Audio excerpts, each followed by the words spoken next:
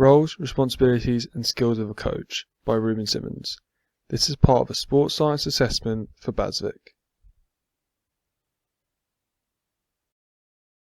Communication.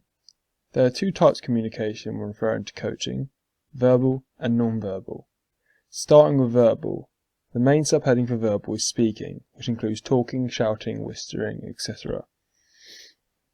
This type of communication can include instructions, which is telling a player what to do or helping them with something, such as telling a player how to do a certain move in a game or in training.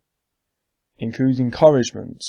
This is encouraging a player to do better by saying, "well done" or "good job." This makes them feel good about themselves and makes them more likely to improve and continue doing what they're good at.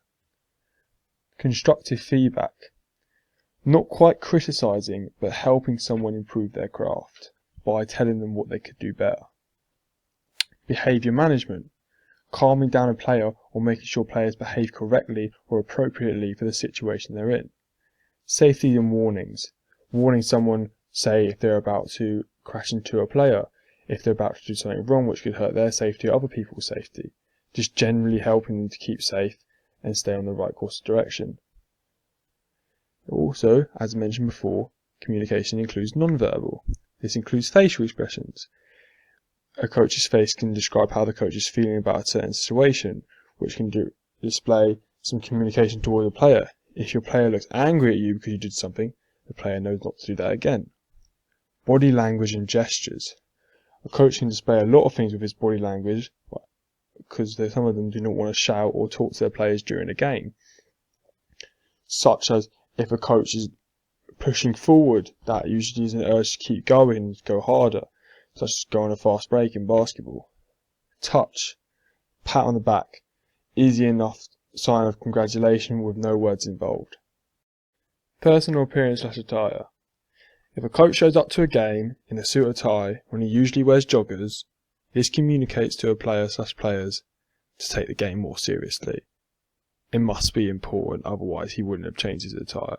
A suit, shirt, tie, jeans, or trousers indicates it's important, especially if he usually wears more casual clothing, such as a jogger or a hoodie. Silence, in the case of sport, from a coach is deafening. Rarely ever a good thing. If a coach is silent, you want a coach to be talking to you, you want a coach to be giving you advice, you want a coach to be telling you what you should be doing, what you shouldn't be doing, how to defeat the other team. If this is a team sport, what you should do better if it's a solo sport. If a coach is telling you nothing, not good. Silence is deafening, silence is bad. If a coach is silent, this communicates to you in volumes that something is wrong.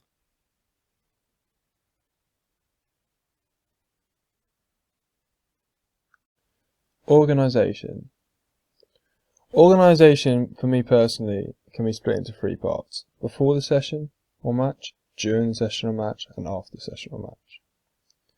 Before training, one coach must plan the session to know what he's doing, obtain the equipment he needs for the session, such as appropriate bats for baseball, basketballs for basketball, footballs, nets, sports like badminton and tennis, cones to be used as objects, chairs, etc. Must book the facilities required so that they have a place to train. That's usually more for indoor sports, but it can be for outdoor sports as well. Must make sure that he informs the athlete if it's a one-to-one activity in a one-to-one sport, or athletes if it's a team sport, where the training is, the time the training will take place, and if it's a regular thing, how often the training will take place, say 3 times a week. Before a match, if away, a coach must obtain the location and time, must then also inform the athlete of this time and location. May have to organise team transport or athlete transport if they are unable to get there by themselves, and must make sure they bring the necessary equipment with them, such as bring their own bats or balls.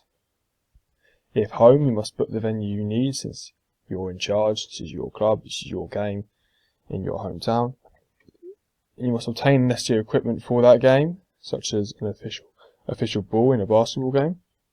You must inform your own athlete and the opposition's athletes of the location and time, so that everyone is there, everyone can compete, no miscommunication. During training, a coach must have different types of training for different skill levels. Not all players in a team are going to be the same. Some are going to be able to do some things that others aren't able to do. That's fine. They have to have a separate training regime compared to the ones that are less able.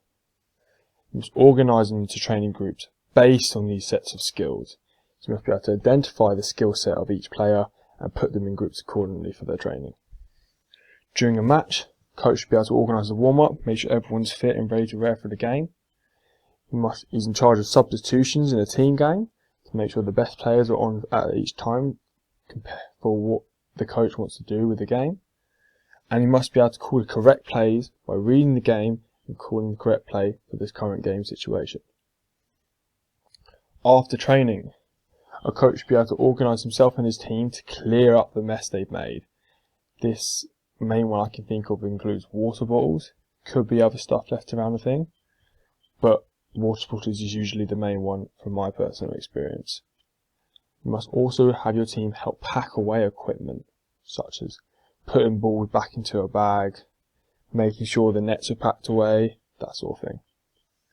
At an away game and home game, also clearing up water bottles and collecting up your own equipment. At a home game, you must pack away your equipment, but at an away game, you must collect up your equipment and put them back into your transport vehicle to take home with you. And you must also know in an away game how your entire team is getting home. You are responsible for your players, and you must make sure they're safe at all times while they should be underneath your care.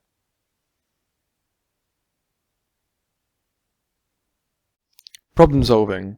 Coaches face numerous problems while coaching. One of these being facilities. Booking a facility, particularly in the UK, can become troublesome at times due to most of the facilities being booked up constantly. One way to get around this is booking very early in advance, or having a weekly or monthly booking set up. This avoids someone else being able to steal your booking. Staff. A coach can have problems with their staff. They can disagree about certain things, such as the timing of training sessions, the training matches, the travel. A lot of staff are volunteer staff, particularly for more unpopular sports.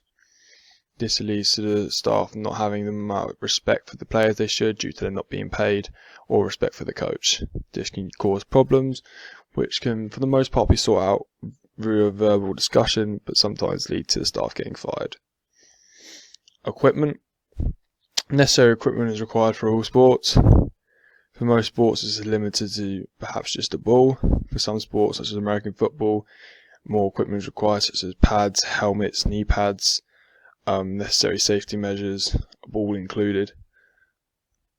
Equipment needs to be sorted out before a training session or a match. Can't really be sorted out during, and that is responsibility undertaken by the coach for the most part. Sometimes players bring their own equipment, but for certain things, usually the coach will keep them on hand. Transport. Players can sort their own transport, but a coach usually will sort out his own transport as well when it comes to things like away games. This usually comes in the form of a minibus or perhaps the coach's own van or car. Usually parents might have to sign something, but this is not a necessity. Usually is when it comes referring to young children.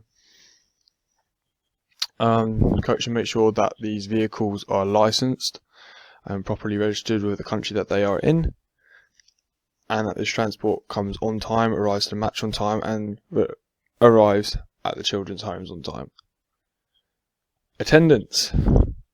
Attendance can be a problem, particularly if you have players in your team that don't care about the sport as much as others. A coach should try and get his players to attend all matches and training sessions. This helps further improve the player's ability. He can do this by perhaps phoning the parents, texting the parents, phoning the athlete, texting the athlete, reminding them at trainings that when they have matches. A coach cannot force any players to come to training on matches, but should be able to strongly advise. Player disputes. A lot of players get into fights or verbal disagreements over things like plays, playing time, perhaps not getting the ball enough in a game. A coach should be able to diffuse the situation cleanly without use of physical contact. a lot of coaches require good talking skills to help calm a player down. A lot of players can get angry, especially heated in game situations. So players need to have good people skills.